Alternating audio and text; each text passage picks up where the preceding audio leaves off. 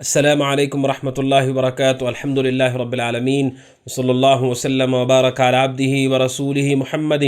وعلی آلہ وصحبہ اجمعین وعلی من تبعہم بإحسان الی یوم الدین اما بعد حیاکم اللہ۔ ناظرین اکرام، آپ سب کا خیر مقدم ہے۔ ناظرین اکرام، ہماری گفتگو بحمد اللہ تعالی تقوی سے متعلق جاری ہے اور اس کی تفصیلات سے متعلق گفتگو ہم نے کی۔ پچھلے درس میں ناظرین ہم نے متقیوں کی صفات کو تفصیل سے جاننے کی کوشش کی اور میں نے آپ کے سامنے مختلف صفات جو قرآن و سنت میں بیان کیے گئے میں آپ کے سامنے رکھا، بالخصوص سورہ فرقان میں جو اللہ سبحانہ و تعالی نے مسلسل صفات بیان کی متقیوں کی، اسے تفصیل کے سامنے آپ کے سامنے رکھا۔ اور یہ بات میں نے آپ کے سامنے پچھلے درس میں بتائی کہ متقیوں کی صفات کو پہچاننے سے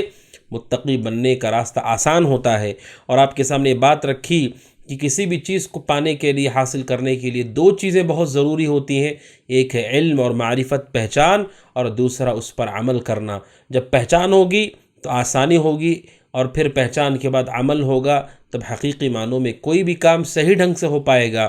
ناظرین کرام، آج کے اس درس کی ہم شروعات کرتے ہیں کہ تقوی کے راستے میں آنے والی چیزیں وہ کون سی چیز ہے جو انسان کو تقوی سے دور کر دیتی ہے۔ ناظرین، اس کا جواب ہے انسان کے گناہ، انسان کی نافرمانیاں۔ انسان جب اللہ کی نافرمانی کرتا ہے، اسی کے قدر اس کا تقوی کم ہو جاتا ہے، اس کی پرہیزگاری کم ہو جاتی ہے۔ لہٰذا ناظرین، سب سے پہلے ہم یہ جان لیں کہ جو تقوی ہوتا ہے، تقوی یہ اللہ سبحانہ و تعالیٰ کی اطاعت و فرما برداری پر استقامت، یہ انسان کی تقوی وہ اس کے گناہوں سے متعلق طے کیا جاتا ہے کہ یہ آدمی کتنا نیک ہے، کتنا پرہیزگار ہے۔ جتنا زیادہ وہ گناہوں سے دور ہے اتنا وہ پرہیزگار ہے، جتنے زیادہ اس کے اندر گناہ پائے جاتے اسی کے قدر اس کے اندر تقوی، ایمان کم ہے، کمزور ہے۔ اس حقیقت کو جان لینے کے بعد ناظرین، یہ ضروری ہو جاتا ہے کہ ہم اپنے آپ کو گناہوں سے دور کر لیں، کہ گناہ انسان کے اور تقوی کے درمیان حائل ہو جاتے ہیں، اسے تقوی سے دور کر دیتے ہیں۔ اسی لیے نبی اکرم صلی اللہ علیہ وسلم کی دعاؤں میں سے یہ بڑی جامع دعا تھی جو اللہ کے نبی صلی اللہ علیہ وسلم کیا کرتے تھے۔ اللہ کے نبی صلی اللہ علیہ وسلم دعا استفتاح میں جب آپ اپنی نماز کا آغاز کرتے تھے، اللہ کے نبی صلی اللہ علیہ وسلم جن دعاؤں کا اہتمام کرتے تھے ان میں سے دعا تھی اللہم باعد بینی و بین خطایای کما باعدت بین المشرق والمغرب۔ کیا دعا ہے ناظرین؟ صحیح بخاری حدیث نمبر 744، حضرت ابو ہریرہ رضی اللہ عنہ کہتے ہیں کہ نبی صلی اللہ علیہ وسلم اللہ اکبر تکبیر تحریمہ کہنے کے بعد اور قرات شروع کرنے سے پہلے تھوڑی دیر رکتے تھے، تھوڑے وقفے کے لیے رکتے تھے۔ تو کہتے ہیں حضرت ابو ہریرہ رضی اللہ تعالیٰ عنہ، میں نے نبی اکرم صلی اللہ علیہ وسلم کو ایک مرتبہ پوچھ لیا، میں نے کہا بھی ابی و امی یا رسول اللہ، میرے ماں باپ آپ پر قربان ہوئے اللہ کے نبی، اللہ کے رسول، اس کا تو کبین تکبیر والقراء، اللہ کے نبی آپ تکبیر تحریمہ اور قرات کے درمیان تھوڑی دیر کے لیے رکتے ہیں، ما تقول، اے اللہ کے نبی آپ کیا پڑھتے ہیں، اس میں کیا کہتے ہیں آپ؟ ناظرین دیکھیے، حضرت ابو ہریرہ رضی اللہ عنہ کی حرص ہے، یہ وہ سنت کو جاننے کی کتنے حریص تھے، کتنے شوقین تھے، اور کتنی محنت کے ساتھ انہوں نے ہم تک سنتوں کو نقل کیا ہے کہ وہ رسول کی خاموشی کو بھی جانتے تھے کہ یہاں اللہ کے نبی خاموش ہو جاتے ہیں، اس کو بھی انہوں نے نقل کیا ہے۔ نماز کو اتنی تفصیل سے نقل کیا ہے صحابہ نے کہ اللہ کے نبی صلی اللہ علیہ وسلم تکبیر تحریمہ اور آپ قرات شروع کرنے کے بیچ میں تھوڑی دیر کے لیے خاموش رہتے تھے۔ اللہ کے نبی کے اصحاب نے، صحابہ نے اس کو بھی نقل کیا ہے۔ تو یہ سوچئے ناظرین کہ جو لوگ کہتے ہیں کہ نہیں ہم تک دین پورا کامل نہیں پہنچا ہے، اختلاف ہے، پریشانی ہے، مسائل ہے، اختلاف لوگوں نے کیا ہے، ورنہ اللہ کا دین واضح ہے، کوئی شک و شبہ نہیں، مکمل ہے، آسان ہے، رسول سے ثابت ہے۔ ابو ہریرہ رضی اللہ عنہ نے کہا اللہ کے نبی بھی ابی و امی یا رسول اللہ، میرے ماں باپ آپ پر قربان ہو، آپ تکبیر اور قرات کے درمیان خاموش رہتے ہیں تو کیا کہتے ہیں؟ اللہ کے نبی نے کہا میں یہ دعا پڑھتا ہوں۔ کیا دعا پڑھتا ہوں؟ اللہم باعد بینی و بین خطایای کما باعدت بین المشرق والمغرب، اللہم نقنی من الخطایا کما ینقی الثوب الابیض من الدنس، اللہم اغسل خطایای بالماء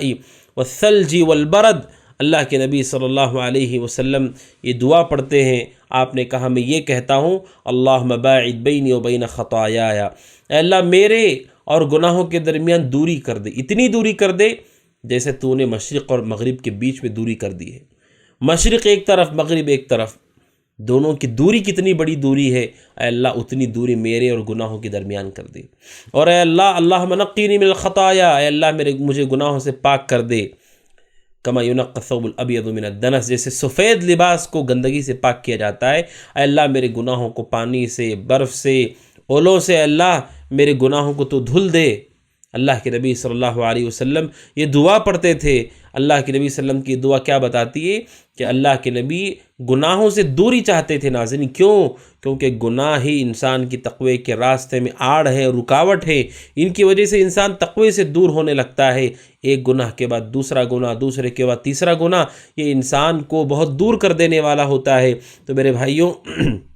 ناظرین اکرام، ہمیں چاہیے کہ جان لیں تقوی کے راستے میں رکاوٹ بننے والی چیز گناہ ہے، نافرمانی ہے۔ ناظرین اکرام،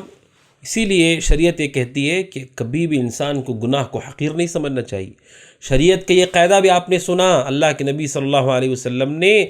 ہر نیکی کو بھی اہمیت دینے کا حکم دیا اور کہا کسی بھی نیکی کو معمولی مت سمجھو۔ یہی معاملہ گناہ کا بھی ہے، کسی بھی گناہ کو انسان ہلکا نہ سمجھے، چاہے بڑا گناہ ہو چاہے چھوٹا گناہ ہو۔ اللہ کے بارے میں گناہ کر رہا ہو یا بندوں کے بارے میں گناہ کر رہا ہو، حقوق اللہ میں کر رہا ہو یا حقوق العباد میں کر رہا ہو،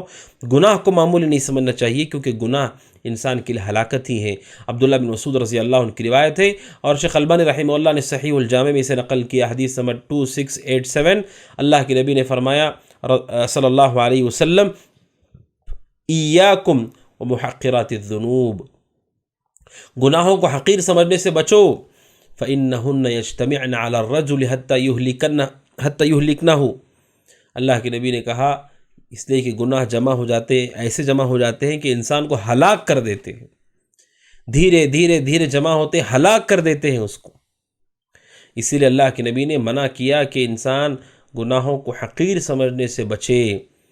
گناہوں کو حقیر سمجھنا ناظرین تقوی کے راستے میں کی جانے والی بہت بڑی غلطی ہے۔ جو یہ چاہتے ہیں کہ وہ متقی پرہیزگار بنے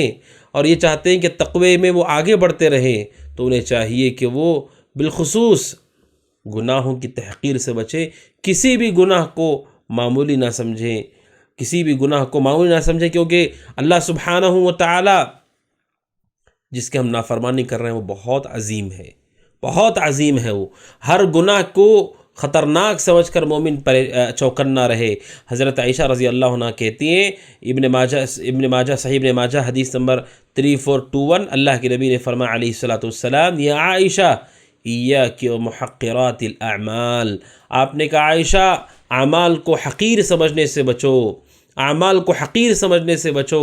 یعنی اللہ کے نبی صلی اللہ علیہ وسلم کہہ رہے ہیں کہ گناہوں کو معمولی نہ سمجھو، گناہوں کو معمولی نہ سمجھو۔ کیوں؟ آپ نے فرمایا فَإِنَّ لَهَا مِنَ اللَّهِ طَالِبًا، اللہ نے ایک کو اس کی ذمہ داری پر رکھا ہے، یعنی فرشتے کو متعین کیا ہے، وہ لکھ رہا ہے، ان گناہوں کو لکھا جا رہا ہے، چاہے چھوٹا ہو چاہے بڑا گناہ ہو۔ لہٰذا ناظرین کبھی گناہ کو انسان حقیر، معمولی، ہلکا نہ سمجھے، بلکہ انس رضی اللہ تعالیٰ عنہ جن کو اللہ نے لمبی عمر دی تھی، رسول صلی اللہ علیہ وسلم کی وفات کے بعد بھی وہ کافی عرصے تک باحیات تھے، وہ لوگوں سے کہا کرتے تھے، صحیح بخاری کی حدیث ہے،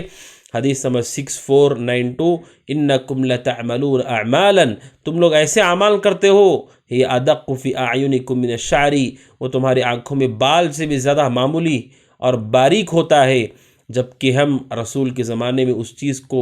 ہلاک کرنے والے گناہوں میں سے سمجھتے تھے۔ یعنی اب انس رضی اللہ عنہ کو افسوس ہوتا تھا کہ رسول کی دنیا سے جانے کے بعد ایک لمبا عرصہ وہ زمین پر رہے، کہ لوگوں کے درمیان جو چیز معروف پھیل چکی ہے، جو کہ تقوی کے راستے میں رکاوٹ بن رہی ہے، وہ یہ کہ لوگ گناہوں کو معمولی سمجھ رہے ہیں۔ میرے بھائیوں، ناظرین اکرام، یہی معمولی گناہ کو سمجھنا انسان کو تقوی سے دھیرے دھیرے دھیرے دور کر دیتا ہے، تقوی کے راستے سے اسے ہٹا دیتا ہے۔ کسی بھی نافرمانی کو حقیر نہ سمجھے۔ اب دیکھیے حدیث کہتی ہے، حدیث کے مطابق نبی اکرم صلی اللہ علیہ وسلم نے حکم دیا کہ انسان اپنی زبان کی حفاظت کرے، زبان کی حفاظت کرے۔ اب سوچیے اگر کوئی زبان کی حفاظت نہیں کرتا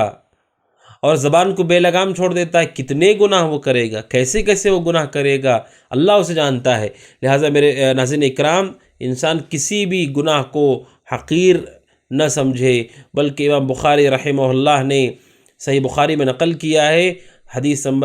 یہ جو اثر ہے عبداللہ بن مسعود رضی اللہ عنہ کا قول ہے، ان کی بات ہے، جس کو نقل کیا امام بخاری رحمہ اللہ نے، جس کا نمبر ہے 6308۔ عبداللہ بن مسعود رضی اللہ عنہ کہتے ہیں مومن اور نافرمان میں فرق یہ ہے، متقی اور نافرمان گنہگار میں فرق یہ ہے، ان المؤمن یرا ذنوبہ کأنہ قاعد تحت جبل، مومن اپنے گناہ کو ایسے دیکھتا ہے گویا کہ وہ پہاڑ کے نیچے بیٹھا ہے، کبھی بھی پہاڑ اس کے اوپر گر سکتا ہے، گناہ کو ایسے سوچتا ہے، کسی بھی گناہ کو معمولی نہیں سوچتا۔ ناظرین، عبداللہ بن مسعود رضی اللہ عنہ کہتے ہیں مومن کی علامت یہ ہے کہ وہ گناہ کو معمولی نہیں سمجھتا ہے، اسے ایسے لگتا ہے گویا کہ وہ پہاڑ کے نیچے بیٹھا ہے اور کبھی بھی پہاڑ اس کے اوپر گر سکتا ہے، وہ ہلاک ہو سکتا ہے، لہٰذا وہ دور ہو جائے گا اس گناہ سے۔ اور کہا وَإِنَّ الْفَاجِرَ، جو فاجر ہے، فاسق ہے، نافرمان ہے، وہ گناہ کو ایسے دیکھتا ہے كَذُبَابٍ مَرَّ عَلَى أَنْفِهِ، ایک مکھی کی طرح دیکھتا ہے جو اس کے ناک پر سے اڑ کر کے چلی گئی۔ یہ فاجر ایسے دیکھتا ہے گناہ کو،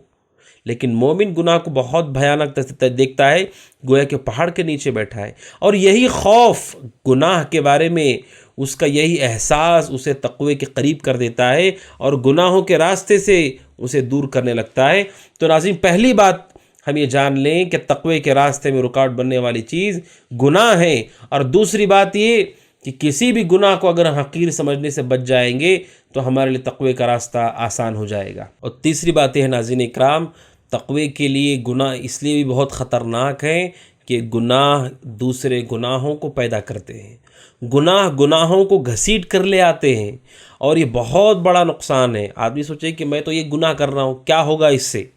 میں یہ غلط کام کر رہا ہوں، بے حیائی کا کام کر رہا ہوں، اس ایک گناہ سے کیا ہوگا؟ یہی معاملہ ہے ناظرین کہ ایک گناہ دوسرے گناہ کو لے آتا ہے، ایک گناہ دوسرے گناہ کو پیدا کرتا ہے۔ ابن قیم رحمۃ اللہ علیہ کہتے، سلف یہ کہا کرتے تھے ان من عقوبۃ السیئہ السیئۃ بعدہا، گناہ کی سزا یہ ہوتی ہے کہ گناہ کے بعد پھر گناہ ہوتا ہے، یہ گناہ کی سزا ہوتی ہے۔ بلکہ جو گناہ کرنے لگتے ہیں، گناہ کو لے آتے ہیں، اور ہوتے معاملہ ایسا ہو جاتا ہے ناظرین اکرام کہ انسان کی عادت ہو جاتی ہے گناہ کی، اور وہ اس گناہ سے ایسے جڑ جاتا ہے، ایسے اس کا تعلق ہوتا ہے جیسے پانی سے مچھلی کا تعلق ہے۔ اگر آپ پانی کو مچھلی سے نکالیں گے تو اس کا کیا ہوگا؟ اسی طرح نافرمان کا یہ معاملہ ہوتا ہے، ایک گناہ دوسرے گناہ، دوسرا گناہ تیسرا گناہ، ہوتے اس گناہ میں وہ گھر جاتا ہے۔ بلکہ افسوس کی بات یہ ہے، اہل علم نے یہاں تک کہا کہ دنیا میں جو بڑے بڑے نافرمان ہیں اللہ کے، گناہ کرنے والے، ہم سب، ہمارا معاملہ یہ ہو چکا ہے، اب گناہ کی لذت بھی ختم ہو گئی، مزہ بھی ختم ہو گیا، پھر بھی انسان اسے کر رہا ہے، پھر بھی وہ کر رہا ہے اس کو، کیوں؟ کیونکہ اس کی عادت ہو چکی ہے، گناہ میں لے آ چکا ہے، وہ گھر چکا ہے اس سے۔ شروعات تو کی تھی اس نے لذت کے لیے، مزے کے لیے، اب مزہ بھی ختم ہو گیا، لیکن اس کے بعد بھی وہ گناہ کو نہیں چھوڑ رہا ہے۔ کتنے افسوس کی بات ہے، کتنے افسوس کی بات ہے کہ اب لذت بھی ختم ہو گئی، بسا اوقات انسان بوڑھا ہو گیا ہے، ہونے کے بعد بھی اس گناہ کو نہیں چھوڑتا ہے، گناہ کو نہیں چھوڑتا ہے، اس کی لذت بھی ختم ہو گئی، اب اس کا مزہ بھی باقی نہیں رہا، لیکن پھر بھی عادت ہو چکی ہے اس کی، اور یہ بہت بڑی سزا ہے۔ اسی لیے سلف صالحین یہ کہا کرتے تھے کہ یہ اللہ سبحانہ وتعالیٰ کی طرف سے پکڑ ہے انسان کے لیے،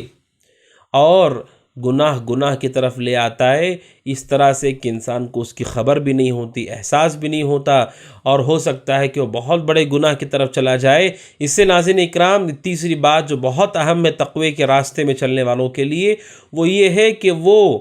گناہ کے بارے میں جان لیں کہ گناہ کی مصیبت یہ ہے کہ وہ ایک گناہ کے بعد دوسرے گناہ کی طرف دعوت دینے والا ہوتا ہے۔ ناظرین اکرام، آئیے اب ہم گناہوں کے نقصان کی طرف چلتے ہیں کہ تقوی کے راستے میں چلنے والوں کو چاہیے کہ وہ گناہوں سے دور رہیں اور گناہوں کے نقصانات کو پہچان لیں، کیونکہ گناہوں کا نقصان بہت خطرناک ہے۔ آخرت میں تو نقصان ہوتا ہی ہے، دنیا میں بھی اس کا نقصان ہے، اور بہت ساری پریشانیاں بھی زندگی میں لاحق ہوتی ہیں۔ لہٰذا ناظرین، اب ہم اس درس میں تفصیل کے ساتھ گناہوں کے نقصان کو جاننے کی کوشش کریں گے۔ بالخصوص ابن قیم رحمۃ اللہ علیہ نے اپنی معروف مشہور کتاب الداء والدواء کے اندر اور دیگر اہل علم نے جو چیزیں ذکر کی ہیں آپ کے سامنے میں رکھتا ہوں۔ سب سے پہلی بات تو یہ ہے گناہ کی مصیبت اور گناہ کی پریشانی یہ ہے کہ گناہ کرنے کی وجہ سے انسان کے دل سے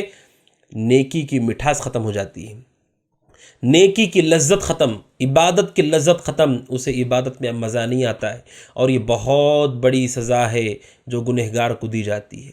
گنہگار کی سزا صرف یہ نہیں ہے کہ طوفان اور زلزلے آتے ہیں، بہت بڑی سزا ہے یہ کہ گنہگار کے دل سے ایمان کی مٹھاس اور لذت ہی ختم ہو جاتی ہے۔ اب وہ عبادت کر رہا ہے لیکن وہ اس عبادت میں لذت کو محسوس نہیں کر رہا ہے۔ اسی لیے عبداللہ مبارک رحمۃ اللہ علیہ کہتے ہیں کہ وہیب بن ورد سے کہا گیا رحمہ اللہ، کیا جو اللہ کا نافرمان ہے اسے عبادت میں مزہ آتا ہے؟ انہوں نے کہا لا ولا من ہم بمعصیہ، کہا نہیں، بلکہ جو گناہ کا ارادہ کر چکا ہے اسے بھی عبادت کی لذت نہیں ملتی ہے۔ اگر کوئی عبادت کرنا چاہتا ہے، حقیقی معنوں میں اسے لذت چاہیے، تو اسے گناہوں سے توبہ کرنا ہوگا، گناہوں سے پیچھے ہٹنا ہوگا جس میں مبتلا ہو چکا ہے، بلکہ وہ اس کی لذت اس کے اور اس کی عبادت کے درمیان ایسے حائل ہوتا ہے جیسے بعض سلف نے کہا کہ انسان کے تقوی اور انسان کی عبادت کے لذت کے درمیان اور انسان کے درمیان حائل ہو جاتی ہے انسان کے گناہ، اس طرح سے جیسے لوہے کی دیوار ہو اور وہ محسوس نہیں کر پاتا ہے کہ اس کی کیا لذت ہے، اس کی کیا مٹھاس ہے۔ اور شریعت یہ کہتی ہے کہ حقیقت میں حقیقی مٹھاس ایمان کی مٹھاس ہے،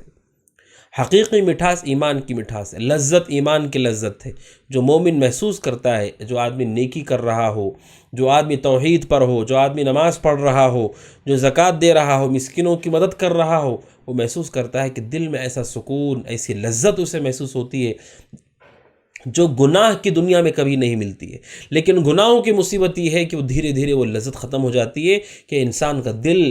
اب اس کا دل وہ گناہوں کے اندر جکڑا گیا ہے اور اس کی لذت اس طرح سے ختم ہو گئی کہ اسے عبادت کرنے میں مزہ ہی نہیں آ رہا ہے۔ بلکہ بعض سلف نے یہاں تک کہا کہ جس طرح انسان جب بیمار ہوتا ہے اس کا جسم،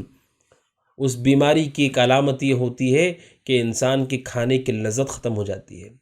بیمار جب کھانا کھاتا ہے تو اس کی کھانے کی لذت اسے نہیں ملتی ہے۔ کہا اسی طرح انسان کا دل جب بیمار ہو جاتا ہے گناہوں کی وجہ سے تو پھر عبادت میں لذت بھی ختم ہو جاتی ہے۔ پھر اس کے بعد نہ وہ تلاوت کر سکتا ہے لذت کے ساتھ، نہ وہ لمبا قیام کر سکتا ہے لذت کے ساتھ، نہ وہ دین علم حاصل کر سکتا ہے صبر کے ساتھ، کیونکہ جس طرح بیمار آدمی کھانے کی لذت نہیں محسوس کر پاتا، وہ بھی نہیں محسوس کر پاتا ہے، اسی لیے اسے پسند نہیں آتا۔ اسی لیے بیمار کو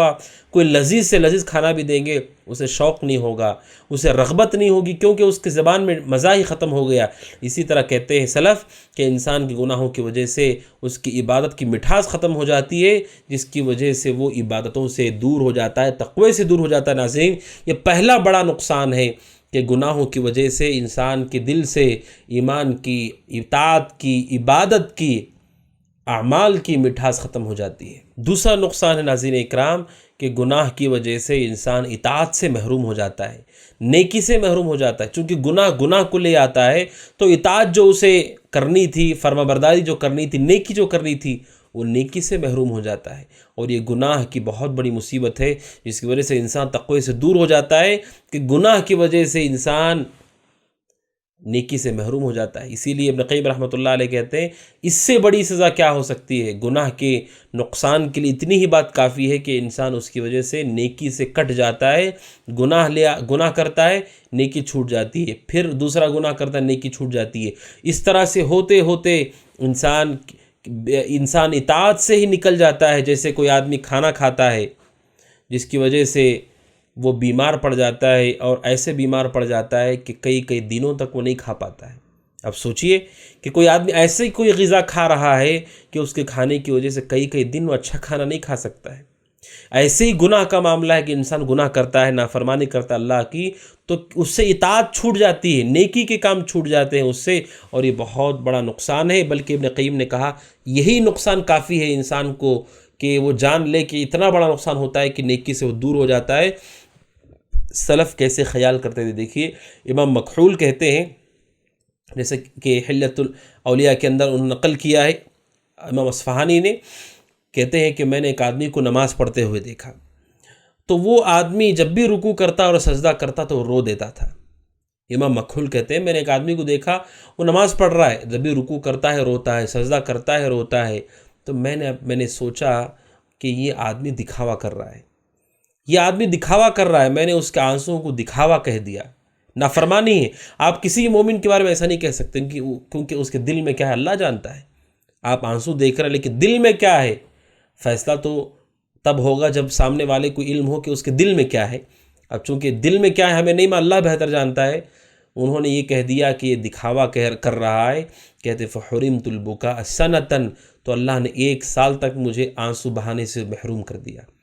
کہ 1 سال تک میں اللہ کے لیے رو ہی نہیں سکا، میرے آنکھوں کا پانی خشک ہو گیا کہ میں نیکی کے لیے آنسو نہیں بہا سکا، گناہ کے ڈر سے آنسو نہیں بہا سکا،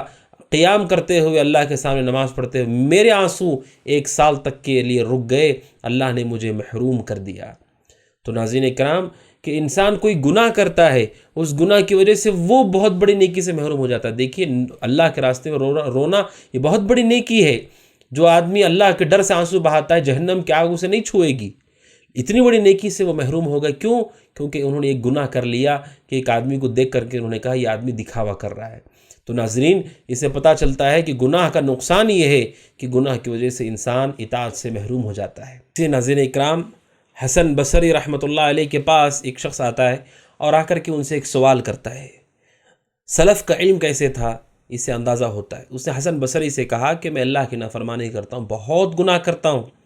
لیکن میں یہ دیکھ رہا ہوں کہ اللہ مجھے نواز رہا ہے، بہت چیزیں مجھے مل رہی ہیں، اور اللہ نے مجھے بہت ساری دنیا دی ہے، بہت سارا مال مجھے دیا ہے، دنیا کی زر دولت مجھے بہت دی ہے۔ کہا ولا اجد انی محروم من شیء، کہا کہ مجھے نہیں لگتا کہ اللہ نے مجھے کسی چیز سے محروم کیا ہے، کسی چیز کی کمی مجھے نہیں ہے۔ حسن بصری سے کہتا ہے میں گناہ بھی کر رہا ہوں اور میں کسی چیز سے محروم بھی نہیں ہوں۔ لوگ بھی کہتے ہیں کہ دیکھو وہ اتنے گناہ کر رہے ہیں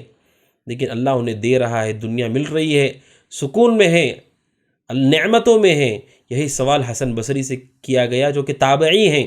صحابہ کے زمانے کو انہوں نے پایا، حضرت ام سلمہ رضی اللہ تعالیٰ کے گھر میں تربیت پائی۔ حسن بصری کہتے رحمۃ اللہ علیہ هل تقوم اللیل، کیا تم تہجد کی نماز پڑھ پاتے ہو، کیا تم تہجد کی نماز ادا کرتے ہو؟ اس نے کہا کہ نہیں۔ کہا حسن بصری رحمہ اللہ کفاک ان حرمک اللہ مناجاتہ، یہ بات کافی ہے کہ اللہ نے تمہیں اس سے گفتگو کرنے سے محروم کر کے رکھا ہے، یہی کافی ہے، یہی گناہ کی سزا ہے کہ اتنی بڑی نیکی سے تم محروم ہو چکے ہو کہ تم اللہ سے بات اور مناجات نہیں کر پا رہے ہو، جبکہ اللہ آخری پہر میں آسمانی دنیا میں نازل ہوتا ہے اور لوگوں سے کہتا کون ہے جو مجھ سے مانگے میں اسے دوں، کون ہے مجھ سے سوال کرے میں اسے عطا کروں، کون ہے جو مجھ سے استغفار کرے میں اسے معاف کروں، کون ہے جو دعا کرے میں اس کی دعا کو قبول کروں۔ جب اللہ بات کرنے کے لیے لوگوں کو پکارتا ہے، آسمان دنیا پر نازل ہوتا ہے، تم اس سے بات نہیں کر پاتے ہو، اس سے بڑی محرومی کیا ہو سکتی ہے؟ پھر دنیا ملنے کا فائدہ کیا ہوا تمہیں؟ تو حسن بصری رحمہ اللہ نے اسی چیز کو کہ وہ اتنی بڑی نیکی نہیں کر پا رہا ہے، حضرت حسن بصری رحمہ اللہ اسے اللہ کا بہت بڑا عذاب سمجھ رہے ہیں کہ یہ سزا مل رہی ہے اس کو اس گناہ کی، جو نافرمانیاں بھی کر رہا ہے، دنیا مل رہی ہے لیکن وہ اطاعت نہیں کر پا رہا ہے، نیکی نہیں کر پا رہا ہے، تو اس سے بڑی محرومی کیا ہوگی؟ دنیا تو ویسے بھی ختم ہو جائے گی، انسان مر جائے گا، کوئی اور وارث ہوگا اس کا، اس کے بعد کیا ہوگا انسان کا جو اللہ کے نافرمانی کر کے گیا، اللہ کے سامنے کیا حجت پیش کرے گا؟ تو ناظرین یہ گناہ کا نقصان ہے۔ تیسرا نقصان کہ انسان اس کی وجہ سے نیکی سے محروم ہو جاتا ہے، اور نیکی سے محروم ہونا یہ بہت بڑی سزا ہے انسان کے لیے۔ اور تیسرا نقصان یہ ہے ناظرین کرام جو دوسرے سے جڑا ہوا ہے کہ انسان گناہوں کی وجہ سے یہ نقصان اسے میں ہوتا ہے کہ اس کے سبب انسان نیکی کا جو ارادہ دل میں ہوتا ہے وہ کمزور ہونے لگتا ہے، کمزور ہونے لگتا ہے، دھیرے دھیرے اس کے دل میں نیکی کی خواہش اور نیکی کا ارادہ کمزور ہو جاتا ہے، اس طرح سے کمزور ہو جاتا ہے ناظرین اکرام کہ وہ ہلاکت کے قریب پہنچ جاتا ہے، ہلاک ہو جاتا ہے۔ یہ نقصان ہے گناہ کا۔ اب جانتے ہیں کہ انسان نیکی کا بھی ارادہ کرتا ہے،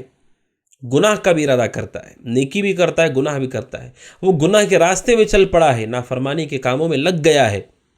اب اس کا معاملہ یہ ہوتا ہے کہ نیکی کی خواہش اور نیکی کا ارادہ کم سے کم ہونے لگتا ہے۔ آپ کے پاس مال ہے لیکن دل آپ کا نہیں کرتا ہے کہ اسے اللہ کے راستے میں دیا جائے یا محتاجوں کی مدد کی جائے، ضرورت مندوں کا خیال کیا جائے۔ آپ کے پاس وقت ہے لیکن آپ کا دل نہیں کرے گا کہ آپ قرآن کی تلاوت کریں۔ یہ بہت بڑا نقصان ہوتا ہے ناظرین اکرام گناہ کا، کہ اس کی وجہ سے انسان کے دل میں نیکی کا ارادہ کمزور ہو جاتا ہے، اور کمزوری کا ایک نقصان یہ ہوتا ہے کہ توبہ جو بہت بڑی نیکی وہ اس کا ارادہ بھی کمزور ہو جاتا ہے، اب توبہ کرنے سے بھی پیچھے ہٹ جاتا ہے، وہ نیکی کا ارادہ کمزور، توبہ کا ارادہ کمزور، اب نتیجہ یہ ہے کہ گناہوں کے اندھیرے کے اندر اندھیرا، اور وہ اس کے اندر ہی گم ہو کر کے رہ جاتا ہے۔ ناظرین اکرام، اس وجہ سے مومن کو چاہیے کہ اپنے دل کا مراقبہ کرے، دیکھے کہ وہ اللہ سبحانہ و تعالیٰ سے کتنا ڈر رہا ہے، اور گناہ سے وہ کیسے توبہ کرے گا، کیونکہ گناہ کی وجہ سے اس کا دل نیکی کے ارادے سے کمزور ہو جاتا ہے۔ اور چوتھا نقصان یہ ہے ناظرین اکرام جو ابن قیم رحمۃ اللہ نے نقل کیا، وہ یہ ہے کہ گناہ کی وجہ سے انسان کا دل سیاہ ہو جاتا ہے، انسان کا دل کالا ہو جاتا ہے، اور یہ سیاہی انسان کے لیے بہت بڑے تباہی اور نقصان کا سبب ہے ناظرین اکرام، کیونکہ اس سیاہی کی وجہ سے کیا ہوتا ہے، نبی اکرم صلی اللہ علیہ وسلم نے حدیث میں اس بات کو ذکر کیا، آپ نے فرمایا اذا اذنب العبد نکت فی قلبہ نکتۃ سوداء، اذا اذنب العبد نکت فی قلبہ نکتۃ سوداء، آپ نے فرمایا کہ جب کوئی آدمی گناہ کرتا ہے، اللہ سبحانہ وتعالیٰ کی نافرمانی کا کام کرتا ہے، یہ سنن ترمذی کی حدیث نمبر 333 اور 4، آپ نے فرمایا کہ جب کوئی گناہ کا کام کرتا ہے اس کے دل میں کالا نقطہ لگا دیا جاتا ہے، اگر وہ توبہ کر لے، گناہ کو چھوڑ دے، سقل قلبہ، تو اس کے دل کو پاک کر دیا جاتا ہے، اس نشان کو مٹا دیا جاتا ہے، اس کالے نقطے کو مٹا دیا جاتا ہے۔ وَإِنْ عَادَ زِيدَ فِيهَا، اگر وہ نہیں کرتا ہے توبہ، گناہ کو نہیں چھوڑتا ہے، پھر وہ کرتا ہے، تو اس نقطے کو اور بڑھا دیا جاتا ہے، اس نقطے کو اور بڑھا دیا جاتا ہے۔ آپ نے فرمایا علیہ الصلوۃ والسلام، یہاں تک کہ نقطے بڑھتے بڑھتے بڑھتے اس کے پورا دل سیاہ اور کالا ہو جاتا ہے، اور آپ نے فرمایا کہ وہ کالا جو دل ہے وہی وہ دل ہے اس کے بارے میں اللہ کے نبی نے یہ قرآن کی آیت تلاوت کی، کلا بل ران علی قلوبہم ما کانوا یکسبون، کہا کہ اللہ سبحانہ وتعالیٰ کہتا ہے نہیں، ہرگز نہیں، بلکہ ان کے دلوں پر زنگ لگ گیا ہے، ان کی کرتوتوں کی وجہ سے ان کے دلوں پر زنگ لگ گیا ہے، نیکی سے محروم ہے وہ، اور گناہوں کے دلدل میں پھنسے ہوئے ہیں۔ کیوں؟ کیونکہ گناہوں کا نقصان ہے کہ انسان کا دل پہ نقطہ لگتا ہے، کالا نقطہ، اگرچہ کہ ہمیں وہ نقطہ نظر نہیں آتا ہے، لیکن وہ نقطہ اس کے دل پہ لگا دیا جاتا ہے، اور وہ نقطہ دھیرے دھیرے بڑھا دیا جاتا ہے اگر کوئی توبہ کر کے اس راستے کو نہیں چھوڑتا، یہاں تک کہ پورے کا پورا دل سیاہ ہو کر کے زنگ لگ جاتا ہے، جس طرح لوہے کو زنگ لگتا ہے، اور اس کے ساتھ اس کے چہرے پر بھی سیاہی آ جاتی ہے۔ کہا کہ اس کے چہرے پر بھی سیاہی آ جاتی ہے، نیکی کے اندر ایک روشنی ہے جو چہرے پر ہوتی ہے، گناہ کے اندر ایک تاریکی جو چہرے پر ہوتی ہے، آدمی گورا بھی ہو، کالا بھی ہو، کسی بھی رنگ کا ہو، نیکی کی ایک چمک چہرے پر ہوتی ہے، اور گناہوں کی ایک نحوست اور پھٹکار ایک چہرے پر ہوتی ہے۔ اللہ سبحانہ و تعالیٰ، یہ نقصان ہے گناہ کا، چوتھا نقصان، کہ انسان کا دل کالا ہو جاتا ہے، اس کا چہرے پر سیاہی آنے لگتی ہے۔ حضرت عبداللہ بن عباس رضی اللہ تعالیٰ عنہما کہتے ہیں، ان للسیئۃ سوادا فی الوجہ، گناہوں کے نقصان کے بارے میں بتاتے ہیں کہ انسان کے گناہ کی وجہ سے اس کے چہرے کے اوپر سیاہی آ جاتی ہے، وظلمۃ فی القبر والقلب، اور اس کے دل میں اور اس کی قبر میں اندھیرا ہو جاتا ہے، ووہنا فی البدن، اور اس کا بدن کمزور ہو جاتا ہے، نیکی سے کمزور پڑ جاتا ہے، ونقصا فی الرزق، اور اس کا رزق بھی کم ہو جاتا ہے، اس کی برکت چلی جاتی ہے، وبغضۃ فی قلوب خلق، اور ساری مخلوق کے دلوں میں اس کی ناپسندیدگی آ جاتی ہے۔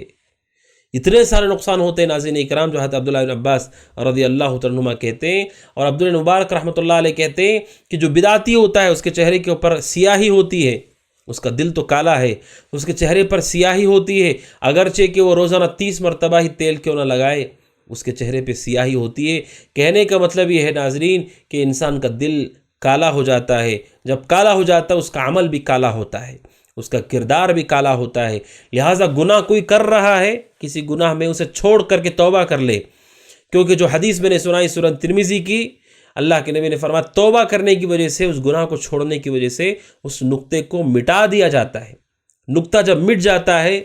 تو پھر اس کا دل پاک ہو جاتا ہے، پھر وہ نیکی کی طرف لگ سکتا ہے، لیکن اگر دوبارہ وہی کرتا ہے، پھر وہی کرتا ہے اور رجوع نہیں کرتا، توبہ نہیں کرتا، پورا دل سیاہ ہو جاتا ہے، جس کے سبب انسان کا عمل بھی سیاہ ہو جاتا ہے اور انسان کے عمل بھی کمزور پڑ جاتا ہے۔ پانچواں نقصان یہ ہوتا ہے ناظرین اکرام کہ انسان کا دل سخت ہو جاتا ہے، انسان کا دل سخت ہو جاتا ہے، بیماری کی وجہ سے انسان کا دل بیمار ہو کر کے سخت ہو جاتا ہے، اور یہ دل کی سختی انسان کے لیے بہت بڑا نقصان دینے والی ہوتی ہے۔ اللہ سبحانہ و تعالیٰ کہتا ہے وَلَا تُطِعْ مَنْ أَغْفَلْنَا قَلْبَهُ عَنْ ذِكْرِنَا وَاتَّبَعَ هَوَاهُ، سورہ کہف آیت نمبر 28 میں اللہ سبحانہ و تعالیٰ کہتا ہے اب اس کی اطاعت نہ کرے، من اغفلنا قلبہ عن ذکرنا، جس کے دل کو ہم نے غافل کر دیا ہے اپنے ذکر سے، اس کا دل بیمار ہو چکا ہے، اس کے دل کی بیماری اور اس کے دل کی سختی یہ گناہوں کی بہت بڑی پکڑ ہے، گناہوں کی بہت بڑی سزا ہے کہ انسان کا دل بیمار ہو جاتا ہے اور اس کی بیماری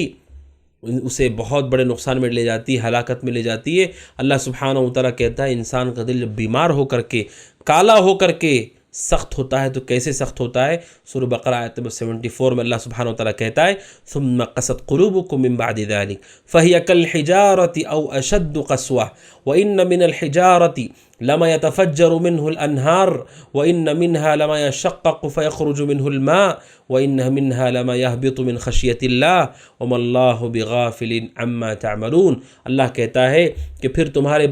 تمہارے دل سخت ہو گئے، پھر تمہارے دل سخت ہو گئے من بعد ذالک، اللہ کی نعمتیں، اللہ کی نشانیاں سب کچھ دیکھنے کے بعد بھی تمہارے دل سخت ہو گئے۔ فہی کالحجارۃ او اشد قسوہ، تمہارے دل تو پتھروں کی طرح ہیں، تمہارے دل تو پتھروں کی طرح ہیں، او اشد قسوہ، یا تمہارے دل پتھروں سے زیادہ سخت ہو چکے ہیں۔ اللہ کہتا ہے وَإِنَّ مِنَ الْحِجَارَةِ لَمَا يَتَفَجَّرُ مِنْهُ الْأَنْهَارُ، بعض پتھروں سے، چٹانوں سے چشمے پھوٹ جاتے ہیں، وہاں سے پانی نکلنے لگتا ہے۔ وَإِنَّ مِنْهَا لَمَا يَشَقَّقُ فَيَخْرُجُ مِنْهُ الْمَاءُ، کہ ان میں سے پانی نکلنے لگتا ہے، اور ایسے سخت پتھروں کے اندر سے بھی کہ وہ ایسے پتھر بھی ہوتے ہیں جو اللہ سبحانہ و تعالیٰ کی خوف اور خشیت کی وجہ سے اوپر سے نیچے گر جاتے ہیں، لیکن تمہارے دل ان سے بھی زیادہ سخت ہو گئے ہیں کہ اس کے اندر کوئی احساس نہیں، انسان کا دل سخت ہو جاتا ہے، اس کی موت ہو جاتی ہے، پھر اس کے بعد نیکی کا ارادہ بھی ختم ہو جاتا ہے، نیکی کا شوق بھی ختم ہو جاتا ہے، نیکی کی لذت بھی ختم ہو جاتی ہے، اور نیکی کی طرف اس کا کوئی دھیان نہیں ہوتا، اور وہ گناہوں کی دنیا میں، گناہوں کے دلدل میں اس طرح سے شیطان کا قیدی بن کر کے پھنس جاتا ہے کہ ناظرین اکرام وہ اسے ہلاک کر دینے والی چیز ہوتی ہے۔ قرآن کہتا ہے کہ تمہارے دل سخت ہو گئے ہیں، اس لیے یہ گناہوں کی سزا بہت بڑی سزا ہے کہ اس کی وجہ سے انسان کا دل سخت ہو جاتا ہے۔ اسی لیے بعض سلف نے کہا کہ انسان کے اوپر اس سے بڑی کوئی مصیبت نہیں آئی کہ اس کے دل کو سخت کر دیا جائے۔ اب دل سخت ہے، وہ کچھ بھی کر سکتا ہے۔ بسا اوقات انسان کا جن کا دل سخت ہوتا ہے وہ اپنے سب سے قریبی لوگوں کا قتل بھی کر دیتے ہیں، انہیں موت کے گھاٹ اتار دیتے ہیں، جن کے ساتھ انہوں نے زندگی گزاری، جن کے ساتھ وہ رہے، ایسے سخت ہو جاتے ہیں کہ بسا اوقات وہ اپنے ماں باپ کو بھی قتل کر دیتے ہیں، اس لیے کیونکہ ان کا دل سخت ہو گئے ہیں۔ اسی لیے امام مکحول رحمۃ اللہ علیہ کہتے ہیں، جیسا کہ امام احمد نے الزہد میں نقل کیا ہے، ارق الناس قلوبا اقلهم ذنوبا، سب سے نرم دل وہ ہوتے ہیں جن کے گناہ سب سے کم ہوتے ہیں۔ جو نرم دل ہوتے ہیں اس کا مطلب یہ کہ ان کے گناہ کم ہوتے ہیں، گناہوں کی وجہ سے دل سخت ہو جاتا ہے، پھر پتھروں سے، چٹانوں سے پانی بہتا ہے لیکن ان آنکھوں سے آنسو نہیں بہتے کیونکہ ان کے دل سخت ہو جاتے ہیں۔ یہ دلوں کی موت ہے، نہ قبرستان سے، نہ جنازوں سے، نہ قرآن سے، نہ نصیحت سے ان کے دل نہیں کانپتے۔ کیوں؟ کیونکہ اللہ کہتا ہے ان کے دل پتھروں کی طرح ہیں اور اس سے بھی زیادہ سخت ہو گئے ہیں۔ تو ناظرین اکرام، یہ گناہ کی بہت بڑی سزا ہے کہ ان کا دل سخت ہو جاتا ہے۔ امام حسن بصری رحمۃ اللہ علیہ سے ایک آدمی نے آ کے کہا کہ میرا دل بہت سخت ہو گیا ہے، میں کیا کروں؟ انہوں نے کہا اسے پگھلاؤ۔ اسے پگھلاؤ کیسے؟ اللہ کے ذکر سے اسے پگھلاؤ، اللہ کے ذکر سے، توبہ سے انسان کا وہ دل دوبارہ سے پگھل سکتا ہے۔ تو ناظرین، یہ گناہ کا بہت بڑا نقصان ہے کہ اس سے انسان کا دل سخت ہو جاتا ہے۔ اسی کے ساتھ ناظرین اکرام، گناہ کا نقصان، چھٹا نقصان یہ ہے کہ گناہ کی وجہ سے انسان کی عقل خراب ہو جاتی ہے، انسان کے عقل میں بگاڑ آ جاتا ہے، اس کے عقل میں کجی آ جاتی ہے۔ انسان کو دنیاوی زندگی، اپنے کاموں کے لیے عقل کی حاجت ہے، عقل کی درست ہونے کی ضرورت ہے۔ اگر وہ نیکی کرنا چاہتا ہے، نیکی پر چلنا چاہتا ہے، کامیاب ہونا چاہتا ہے، تو ایسی عقل اسے چاہیے جو عقل کے اسے صحیح چیز، صحیح راستے پر اسے بتانے والی ہو۔ انسان کی گناہوں کا اثر یہ ہوتا ہے کہ اس کی عقل کے اندر خرابی آ جاتی ہے، بگاڑ آ جاتا ہے، اور یہ اس کا بگاڑ اس کی وجہ سے وہ اپنی عقل سے بھی سوچتا ہے تو اسے حق نظر نہیں آتا، گناہ نظر نہیں آتے، برائی نظر نہیں آتی، وہ سوچتا بھی ہے لیکن اس کی سوچ اسے صحیح راستے تک نہیں لا سکتی ہے۔ اللہ سبحانہ و تعالیٰ کہتا ہے سورہ اعراف کے اندر، اللہ سبحانہ و تعالیٰ کہتا ہے لہم قلوب لا يفقهون بها، ان کے دل ہیں لیکن یہ سمجھتے نہیں ہیں، وَلَهُمْ أَعْيُنٌ لَا يُبْصِرُونَ بِهَا، ان کے آنکھ ہیں لیکن یہ دیکھتے نہیں ہیں،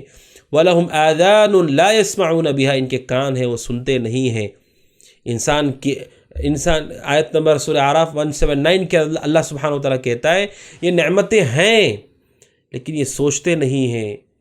اپنے دلوں سے سوچتے نہیں ہیں، سمجھتے نہیں ہیں، اپنی آنکھوں سے دیکھتے نہیں ہیں، کانوں سے سنتے نہیں۔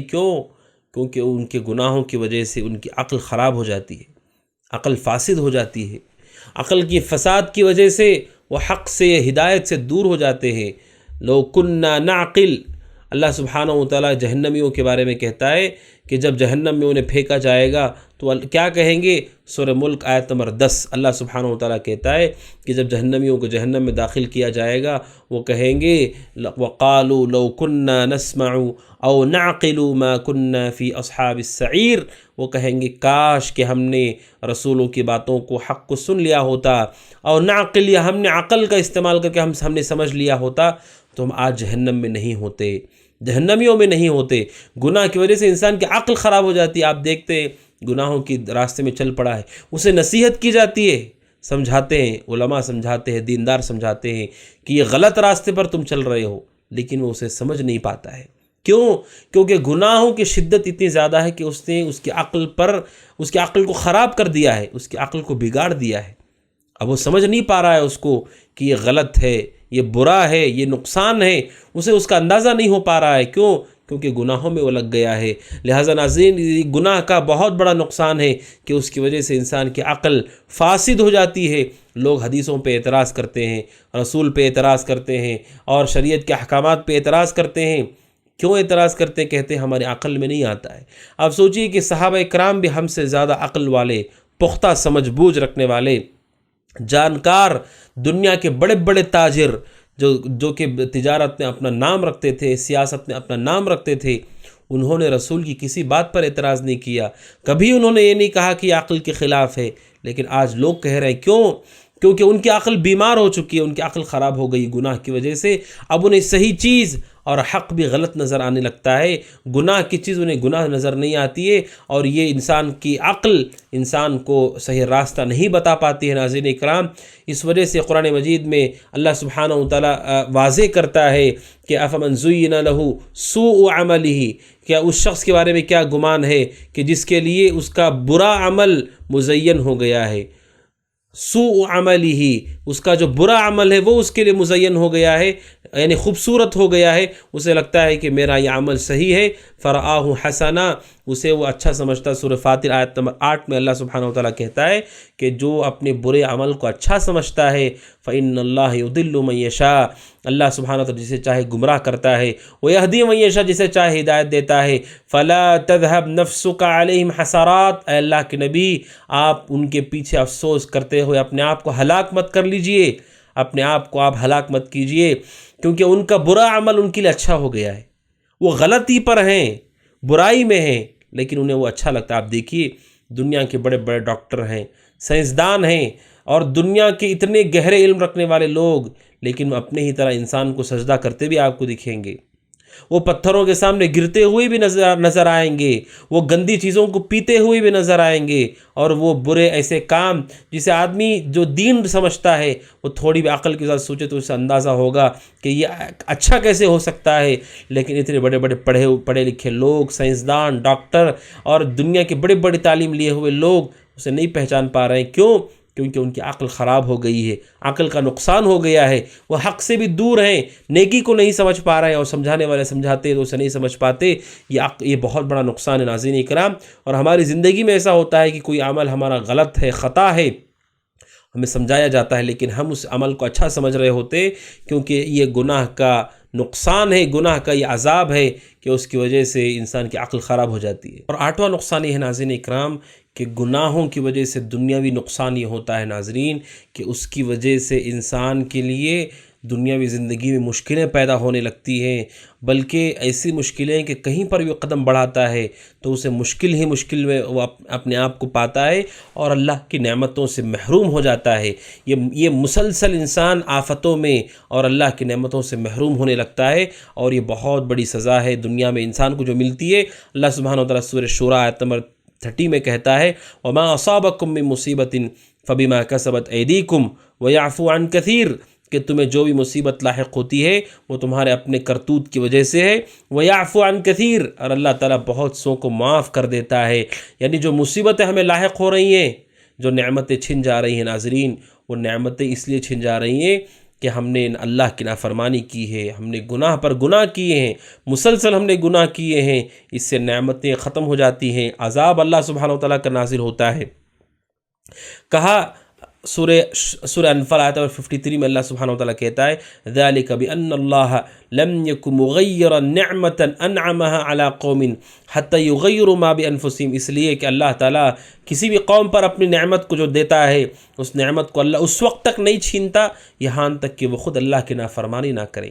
جب اللہ کی نافرمانی کرتے ہیں ناظرین تو نعمتیں چھن جاتی ہیں، نعمتیں ختم ہو جاتی ہیں، زندگی کے سکون ختم ہو جاتے ہیں، اور معاملات جس معاملے کی طرف بھی وہ رخ کرتا ہے اس معاملے میں وہ سختی کو پاتا ہے، اس معاملے میں مشکل کو پاتا ہے، آسانی کے راہوں کو بند پاتا ہے۔ جبکہ سورہ طلاق میں اللہ کہتا ہے آیت نمبر 2 میں وَمَن يَتَّقِ اللَّهَ يَجْعَل لَّهُ مَخْرَجًا، جو اللہ سے ڈرتے ہیں، متقی ہوتے ہیں، اللہ ان کے لیے راستہ پیدا کرتا ہے۔ سورہ طلاق آیت نمبر 4 میں کہا وَمَن يَتَّقِ اللَّهَ يَجْعَل لَّهُ مِنْ أَمْرِهِ يُسْرًا، جو اللہ سے ڈرتے اللہ تعالیٰ ان کے معاملے کو آسان کرتا ہے۔ مصیبتیں سب پر آتی ہیں، لیکن جو اللہ سے ڈرتے ہیں، توبہ کرتے ہیں، گناہوں سے دور چلے جاتے ہیں، ان کے لیے آسانی ہوتی ہے۔ لیکن مسلسل جو گناہوں کی دنیا میں گم ہو جاتے ہیں، وہ دیکھتے ہیں کہ سختی پر سختی، اور جو نعمتیں ہیں وہ نعمتیں ان سے چھننے لگتی ہیں، اور وہ نعمتیں جب چھن جاتی ہیں انہیں افسوس اور حسرت ہوتی ہے، جس کی وجہ سے وہ بہت زیادہ غمگین بھی ہو جاتے ہیں۔ اسی لیے بعض سلف نے کہا المعاصی نار النعم، کہ گناہ نعمتوں کو جلانے والی آگ ہے، کہ گناہوں کی وجہ سے نعمتیں ایسے ہی جل جاتی ہیں جس طرح سے لکڑی آگ سے جل جاتی ہے۔ بلکہ کہا اہل علم نے کہ گناہوں کی وجہ سے انسان کی جو نعمتیں ہیں وہ بھی چھن جاتی ہیں، اور اسی طرح جو نعمتیں آنے والی ہیں وہ بھی رک جاتی ہیں۔ جو نعمت ملنے والی تھی ہمیں وہ نعمت بھی رک جاتی ہے، جو نعمت ہے وہ بھی چھن جاتی ہے، اس لیے کہ اللہ کے پاس جو نعمتیں ہیں وہ نعمتیں اس کی فرما برداری سے ہی حاصل کی جا سکتی ہیں۔ ناظرین کرام، تو یہ گناہ کا بہت بڑا نقصان ہے ناظرین، کہ اس کی وجہ سے نعمتیں زائل ہو جاتی ہیں۔ ناظرین کرام، گناہ کا 8واں نقصان کہ اس کے سبب اللہ سبحانہ و تعالی قوم کی قوم، بستی کے بستی اور علاقے سے علاقے کو اللہ سبحانہ و تعالی نیست و نابود کر دیتا ہے۔ پچھلی قوموں کے ساتھ کیا ہوا؟ اپنی ساری نعمتیں اور ساری آلائش کے ساتھ وہ دنیا کے اس خطے سے، اس نقشے سے مٹا دیے گئے۔ اب ان کے کھنڈرات ہیں جسے لوگ جا کر کے دیکھتے ہیں، وہ کھنڈرات میں کبھی انسان آباد ہوا کرتے تھے، آبادیاں تھیں، وہ شہر کے شہر، گاؤں کے گاؤں، علاقے کے علاقے ختم کر دیے گئے۔ ناظرین، قرآن کریم کی آیت اس سے پہلے گزری ہمارے درس میں کہ اللہ سبحانہ و تعالیٰ نے کس طرح سے قوموں کو ہلاک کیا، تباہ کیا، برباد کیا۔ اللہ سبحانہ و تعالیٰ قرآن کریم میں اس بات کو ذکر کرتا ہے، اور ایک واقعہ جو ابن قیم رحمۃ اللہ علیہ نے نقل کیا ہے الجواب الکافی میں صفحہ نمبر 27 میں، ابن قیم رحمۃ اللہ نے نقل کیا کہ حضرت جبیر بن نفیر کہتے ہیں رحمۃ اللہ علیہ، جب مدائن کے شہر کو فتح کیا مسلمانوں نے اور جیت گئے اور مال کو تقسیم کر رہے تھے، خوشی منا رہے تھے کہ اللہ نے فتح دے دی، کامیابی دی، اور یہ قبرص فتح ہو گیا۔ کہتے ہیں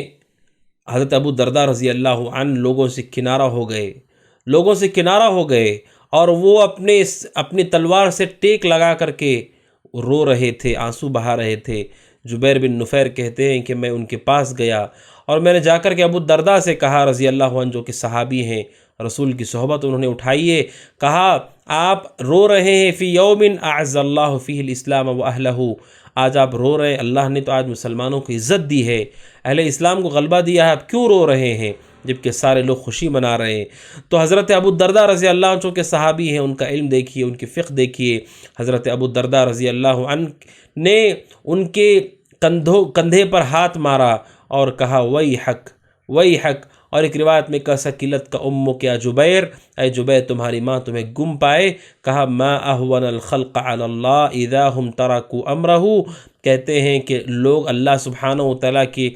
نظروں میں کیسے گر جاتے ہیں، ان کی اہمیت کیسے ختم ہو جاتی ہے جب وہ اس کی نافرمانی کرتے ہیں، جب وہ اس کی شریعت کو ٹھکراتے ہیں۔ ان کے ساتھ کیا ہوتا ہے؟ جبیر بن نفیر سے صحابی ابو الدرداء کہتے دیکھو کہ جس شہر کو ہم نے فتح کیا ہے یہ لوگ بھی اپنے نعمتوں میں، اپنے کاموں میں، اپنی مشغولیتوں میں، اپنی طاقت و صلاحیت میں مصروف تھے، مشغول تھے۔ ان کا بادشاہ بھی تھا، ان کی حکومت بھی تھی، ان کی فوج بھی تھی، ان کی طاقت بھی تھی، اور وہ لوگ کھا رہے تھے، پی رہے تھے، سو رہے تھے، کما رہے تھے۔ یہ قوم، یہ شہر آباد تھے انسانوں سے، اور یہاں پر وہ اطمینان سے زندگی گزار رہے تھے، لیکن جب انہوں نے اللہ کی نافرمانی کی، اس کے شریعت کو ٹھکرا دیا، تو اللہ سبحانہ و تعالیٰ کی نظروں میں وہ ایسا گر گئے کہ اللہ نے پورے کے پورے شہروں کو تباہ کر دیا اور نیست و نابود کر دیا گیا۔ ان کی حکومتیں، ان کے بادشاہ، ان کے سپاہی اور ان کی نعمتیں، ان کی صلاحیتیں سب کچھ ختم ہو گئیں۔ اللہ سبحانہ و تعالیٰ نے ایسا کیوں کیا؟ جب انہوں نے اللہ کی نافرمانی کی،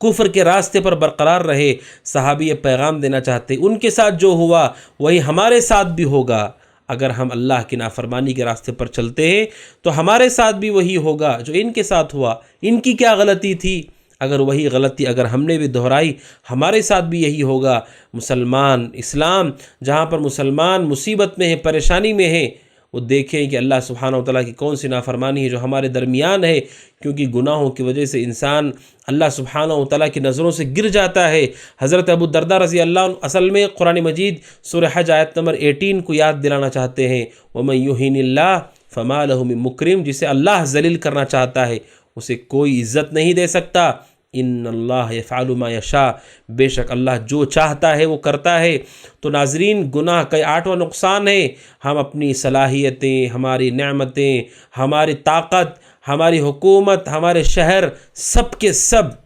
گناہوں کے سبب تباہ ہو جاتے ہیں، ہلاک ہو جاتے ہیں۔ شہر کا نقشے کا نقشہ مٹ جاتا ہے،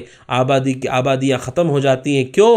اللہ سبحانہ و تعالیٰ کی نافرمانی کی وجہ سے۔ عزیزان اکرام، سورہ عنکبوت آیت نمبر 40 میں اللہ سبحانہ و تعالیٰ کیا کہتا ہے؟ کتنی عظیم بات اللہ ارشاد فرماتا ہے، فَكُلًّا أَخَذْنَا بِذَنبِهِ، ہر ایک کو ہم نے گناہوں کے وس پکڑا ہے، ان کے گناہوں کی وجہ سے ہم نے پکڑا ہے۔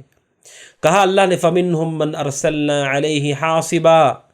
ہم نے بعض قوموں پر پتھروں کو برسا دیا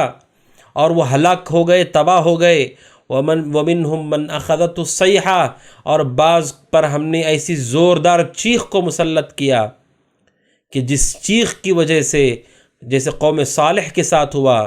حضرت صالح علیہ السلام کی قوم کے ساتھ ہوا، ایسی چیخ قوم کے لوگ، ان کے دل پھٹ گئے، وہ سب کے سب مارے گئے۔ وَمِنْهُمْ مَنْ خَسَفْنَا بِهِ الْأَرْضِ، اور ہم نے بعض قوموں کو زمین میں دھسا دیا اور ان کا نیست و نابود کر دیا، جیسے قارون کے ساتھ ہوا، اللہ نے اسے خزانوں سمیت دھسا دیا۔ وَمِنْهُمْ مَنْ أَغْرَقْنَا، اور بعض کو ہم نے غرق کر دیا، ڈبو دیا، فرعون کو جس طرح اللہ نے قرآن میں ذکر کیا انہیں ڈبو دیا گیا۔ اللہ سبحانہ و تعالیٰ کہتا ہے وَمَا كَانَ اللَّهُ لِيَظْلِمَهُمْ، اللہ تبارک و تعالیٰ کسی پہ ظلم نہیں کرتا، وَلَكِنْ كَانُوا أَنفُسَهُمْ يَظْلِمُونَ، بلکہ یہ خود اپنے آپ پر ظلم کرتے ہیں۔ تو اللہ سبحانہ و تعالیٰ سورہ عنکبوت کی اس آیت میں بتاتا ہے کہ گناہ کا نقصان ہی ہوتا ہے کہ قوموں کی قومیں ہلاک ہو جاتی ہیں، کسی پر پتھروں کو برسایا گیا، کہیں آگ برسائی گئی، کہیں پر زلزلے طوفان آئے، اور کہیں پر زمین کے اندر قوم کو دھسا دیا گیا، اور کہیں پر اللہ سبحانہ و تعالیٰ نے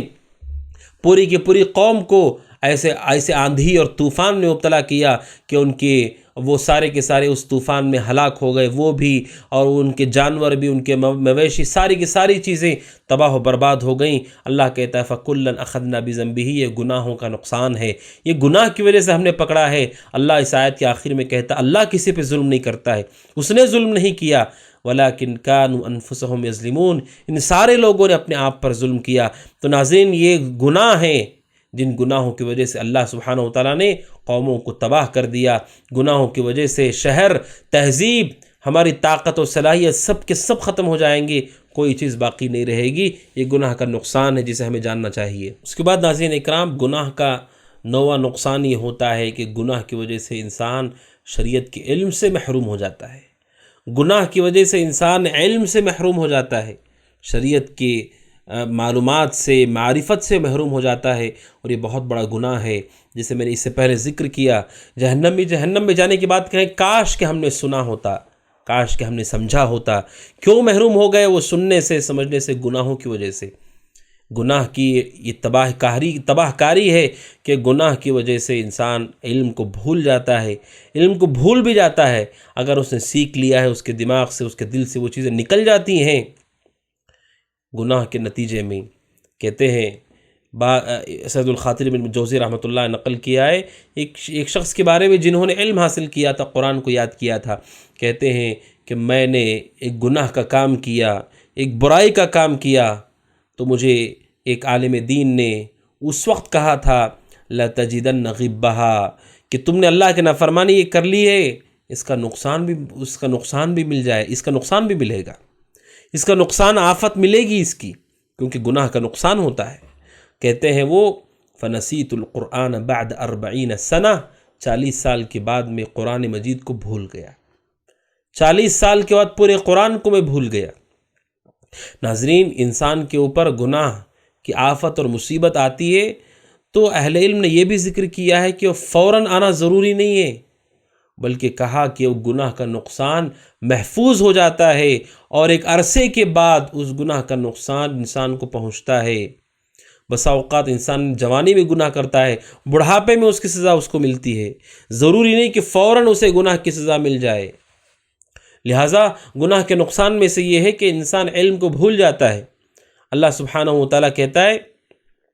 ما اصابکم من مصیبت فبما کسبت ایدیکم، جو بھی تمہیں مصیبت آتی ہے وہ تمہارے گناہوں کی وجہ سے آتی ہے۔ امام ضحاک کہتے ہیں کہ کوئی بھی آدمی قرآن کو یاد کرتا ہے، سیکھتا ہے، شریعت کو جان لیتا ہے، اس کا علم حاصل کرتا ہے، پھر بھول جاتا ہے تو یہ گناہ کی وجہ سے ہے، کیونکہ اللہ کہتا ہے کہ تمہیں جو مصیبت آتی ہے وہ گناہ کی وجہ سے۔ وہ کہتے ہیں امام ضحاک رحمہ اللہ کہ قرآن کو بھول جانے سے بڑھ کر مصیبت کیا ہو سکتی ہے؟ سب سے بڑی مصیبت تو یہ ہے کہ انسان کا دین چلا جائے، دینداری نہ ہو، تقوی پرہیزگاری چھن جائے، یہ سب سے بڑا نقصان ہے۔ اور یہ نقصان ہوتا ہے کب انسان جب نافرمانی کرتا ہے، علم سے محروم ہو جاتا ہے، قرآن کو یاد کیا، قرآن کو بھول گیا، اب قرآن سے تعلق اس کا ختم ہو گیا، علم سے اس کا تعلق ختم ہو گیا۔ علم کے مجلس میں وہ جاتا ہے 10 منٹ 15 منٹ آدھا گھنٹہ 1 گھنٹہ، وہ صبر نہیں کر پاتا ہے، جبکہ وہ اپنے وقت کو فضول ضائع بھی کرتا ہے، برباد بھی کرتا ہے، نافرمانی میں تک لگا دیتا ہے، لیکن علم سے وہ محروم ہو جاتا ہے۔ ناظرین، کیونکہ یہ گناہ کا نتیجہ ہے۔ اور اس سے پہلے بھی میں نے آپ کے سامنے ذکر کیا کہ امام شافعی رحمہ اللہ سے ان کے استاد نے کہا تھا، جب امام شافعی رحمہ اللہ نے کہا کہ میں یاد کرتا ہوں اور بھول جاتا ہوں، امام شافعی رحمۃ اللہ یا امام وکیع رحمۃ اللہ علیہ امام شافعی کو نصیحت کی، کہا کہ اللہ سبحانہ و تعالیٰ کا نور ہے یہ علم، اس علم کے روشنی سے انسان حق و باطل کو دیکھتا ہے، حلال و حرام کو پہچانتا ہے، سنت اور بدعت کا فرق کرتا ہے، اچھائی اور برائی کو جان لیتا ہے۔ یہ نور ہے اللہ کا، اور یہ نور نافرمانوں کو نہیں ملتا ہے۔ لہذا دین کے علم سے محرومی انسان کی گناہوں کا نتیجہ ہے۔ آج لوگ دین کی بنیادوں کو بھی نہیں جانتے، کلمہ توحید کو نہیں جانتے، اس کے معنی مفہوم کو نہیں جانتے، وہ رسول اکرم صلی اللہ علیہ وسلم کی رسالت کو نہیں جانتے۔ آپ کو کیوں بھیجا گیا اللہ نے، آپ کو کیوں مبعوث کیا، کیا ذمہ داری تھی آپ کی، وہ بھی نہیں جانتے۔ بس چند چیزیں ہیں، چند رسمیں ہیں، بس وہی وہ جانتے ہیں، جمعہ، عید، کچھ مناسبتیں جس میں وہ اپنے آپ کے مسلمان ہونے کو ظاہر کرتے، باقی وہ کچھ نہیں جانتے، اس علم سے محروم ہے۔ گناہ انسان کے اور علم کے درمیان رکاوٹ بن جاتا ہے، اور انسان اس علم سے محروم ہو جاتا ہے۔ تو ناظرین، یہ نقصان ہے کہ جب انسان نافرمانی کرتا ہے وہ شرعی علم سے محروم ہو جاتا ہے۔ اس کے بعد ناظرین اکرام، گناہ کا 10واں نقصان یہ ہے جسے ابن قیم رحمۃ اللہ نے نقل کیا، وہ یہ ہے کہ گناہ کی وجہ سے اللہ سبحانہ و تعالیٰ کو انسان بھول جاتا ہے، اللہ کو بھول جاتا ہے، اس کی عظمت کو بھول جاتا ہے، اور یہ بہت بڑا نقصان ہے۔ اللہ کی عظمت اگر دل میں نہ ہو، اللہ کا خوف دل میں نہ ہو، اللہ کی محبت نہ ہو، یہ 3 چیزیں ہیں ناظرین اکرام جو ایک ساتھ مومن کے دل کے اندر ہونا چاہیے۔ اللہ کا خوف بھی ہو، اللہ کی محبت بھی ہو، اور اسی طرح اللہ سبحانہ و تعالیٰ سے امید بھی ہو، خوف اور رجا، امید اور ڈر اور محبت۔ اہل علم نے اسے مثال دی ہے پرندے سے، کہا کہ اللہ کا خوف اور اللہ سے امید یہ پرندے کے دو پر ہیں، اور محبت یہ اس پرندے کا سر ہے کہ سر سے پرندہ دیکھتا ہے آنکھوں سے، اور ان دونوں پروں سے وہ ہوا میں پرواز کرتا ہے، اونچی اڑان اڑتا ہے، اپنے رزق کو تلاش کرتا ہے، گھومتا پھرتا ہے، اپنے گھونسلے میں واپس آ جاتا ہے سلامتی کے ساتھ۔ اگر پر نہ ہو، ایک پر بھی نہ ہو تو کیسے اڑے گا، کیسے کھائے گا، کیسے سلامتی کے ساتھ اپنے گھونسلے میں آئے گا؟ آپ دیکھیں ناظرین، اگر شکاری شکار کرے، ایک پر کو زخمی کر دے اس کے، اگر وہ پکڑ نہ سکے شکاری، تب بھی وہ گھائل جب ہو جاتا ہے تو اپنے پنجرے میں، اپنے گھونسلے میں واپس نہیں جا پاتا ہے، بلکہ وہ کہیں نہ کہیں ہلاک ہو جاتا ہے۔ کیوں؟ کیونکہ اس کے پروں سے اس کی پرواز ہے۔ لہٰذا بندہ مومن اللہ سے محبت بھی کرے، اللہ کا ڈر بھی ہو، اور اللہ سے امید بھی رکھے۔ اہل علم نے کہا کہ جب انسان گناہ کرنے جائے تو اسے اللہ کا ڈر پیدا کر لینا چاہیے، اللہ کا ڈر پیدا کر کر کے پیچھے اسے ہٹ جانا چاہیے، اور اللہ کی محبت اس کے دل میں آنی چاہیے کہ میرے رب نے میرے اوپر کیا انعام کیا اور میں کیا کر رہا ہوں۔ اور کہا جب انسان مایوس ہونے لگے گناہ کی وجہ سے، اب توبہ کرنا ہے، اس کو بہت گناہ کر لیا اس نے، توبہ سے مایوس نہ ہو، پیچھے نہ ہٹے، اللہ تبارک و تعالیٰ سے اچھی امید رکھے، اچھا گمان رکھے۔ اللہ سے محبت کرتا ہے وہ، تو وہ گمان بھی اللہ سے اچھا رکھے کہ اللہ اس کے ساتھ اچھا معاملہ کرے گا، اس کی توبہ کو قبول کرے گا۔ یہ تینوں چیزیں ہونا ضروری ہے ناظرین اکرام۔ محبت یہ اصل ہے، اللہ کی محبت ہو، خوف ہو، امید ہو، یہ تینوں چیزیں انسان کے ساتھ بیک وقت ہو۔ لیکن جب انسان گناہ کرتا ہے وہ اللہ ہی کو بھول جاتا ہے۔ جب اللہ کو بھول جاتا ہے تو کتنا بڑا نقصان ہوتا ہے ناظرین۔ سورہ حشر آیت نمبر 18 میں اور 19 میں اللہ سبحانہ و تعالیٰ کہتا ہے، یا ایھا الذین آمنوا اتقوا اللہ ولتنظر نفس ما قدمت لغد، اے وہ لوگوں جو ایمان لائے ہو، اللہ سے ڈرو، اور ہر نفس کو یہ دیکھنا چاہیے کہ اس نے کل کے لیے کیا تیار کیا ہے۔ واتقوا اللہ، اللہ سے ڈرو، ان اللہ خبیر بما تعملون، بے شک اللہ تبارک و تعالیٰ جو تم عمل کر رہے ہو اس سے خبردار ہے۔ ولا تکونوا کالذین نسوا اللہ فانساہم انفسہم اولئک ھم الفاسقون، ان لوگوں کی طرح مت ہو جانا جنہوں نے اللہ کو بھلا دیا۔ اللہ کہتا ان کی طرح مت ہو جانا، اگر تمہیں کامیاب ہونا ہے قیامت کے دن، ان لوگوں کی طرح نہیں ہونا جنہوں نے اللہ کو بھلا دیا۔ کیا سزا دی اللہ نے؟ فَأَنسَاهُمْ أَنفُسَهُمْ، اللہ نے ان کے نفسوں میں ہی ان کو بھلا دیا، یعنی وہ خود اپنے آپ کو بھول گئے، یہ سزا اللہ نے دی ان کو۔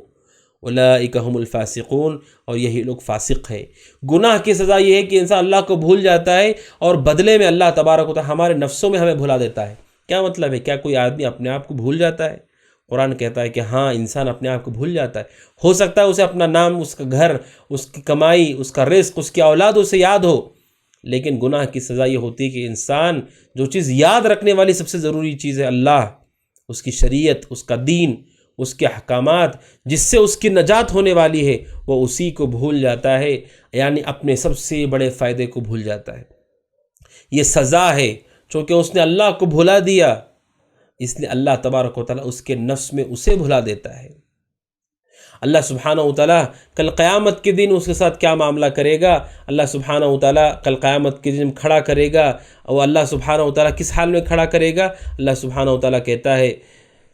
کہ جب انسان کو کھڑا کیا جائے گا حشر میں، وَمَنْ أَعْرَضَ عَنْ ذِكْرِي، جو میرے ذکر سے اعراض کرتے ہیں، فَإِنَّ لَهُ مَعِيشَةً ضَنْكَ، ذکر سے، شریعت سے دور ہوتے، نافرمانی کرتے اللہ کی، ان کے لیے زندگی تنگ ہے۔ وَنَحْشُرُهُ يَوْمَ الْقِيَامَةِ أَعْمَى، اور قیامت کے دن جب ہم اٹھائیں گے، سورۃ طٰہٰ آیت نمبر 124 میں اللہ سبحانہ و تعالیٰ کہتا ہے جب ہم قیامت کے دن انہیں اٹھائیں گے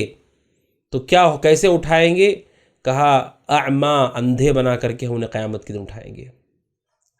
اور جب وہ کھڑے ہوں گے تو کیا کہیں گے؟ سورۃ طٰہٰ آیت 125 میں کہا قال ربی لم حشرتنی اعمیٰ وقد کنت بصیرا، وہ کہیں گے اے ہمارے رب، تو نے ہمیں اندھا کیوں اٹھایا، کیوں تو نے ہمیں اندھا کر دیا؟ وقد کنت بصیرا، جبکہ ہم جب دنیا میں تھے تو ہماری آنکھیں تھیں، ہماری آنکھوں میں روشنی تھی، بینائی ہماری تھی، تو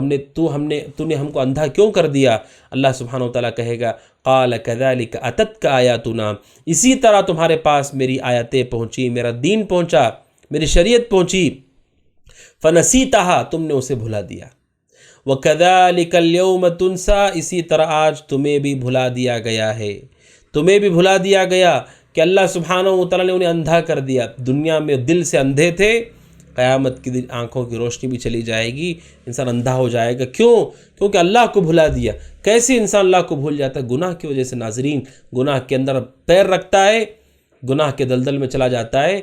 گناہ انسان کو ایسا کر دیتے ہیں، اندھا اور بہرا کر دیتے ہیں کہ اللہ کو بھول جاتا ہے۔ جب اللہ کو بھول جاتا ہے، نہ محبت ہے، نہ امید ہے، نہ ڈر ہے، قیامت کی اسے اندھا اٹھایا جائے گا، کیونکہ اس نے دنیا میں یہی معاملہ اللہ کے دین کے ساتھ کیا، وہی معاملہ اس کے ساتھ قیامت کے دن بھی ہوگا۔ لہذا ناظرین، یہ گناہ کا 10واں نقصان ہے کہ اس کی وجہ سے انسان اللہ سبحانہ و تعالیٰ کو فراموش کر دیتا ہے، بھول جاتا ہے، جس کی وجہ سے اپنے حقیقی منزل سے غافل ہو جاتا ہے، بھٹک جاتا ہے۔ لہذا ناظرین، آج کی اس ملاقات میں ہم نے گناہوں کے نقصانوں کو جانا، اور آنے والے درس میں انشاءاللہ چند نقصانوں کو جانیں گے، اور اسی طرح اس سے نکلنے کا کیا راستہ ہے، کیسے ہم ان گناہوں سے آزاد ہوں گے، کیسے اس دنیا سے باہر نکلیں گے، اس کے اسباب بھی کتاب و سنت کی روشنی میں آپ کے سامنے آئیں گے۔ اللہ سبحانہ وتعالیٰ سے دعا کہ اللہ تبارک و تعالیٰ ہمیں گناہوں سے، اس کے نقصان سے محفوظ رکھے، آمین۔ ھذا وصلی اللہ وسلم علی نبینا محمد وعلی آلہ وصحبہ اجمعین۔ السلام علیکم ورحمۃ اللہ وبرکاتہ۔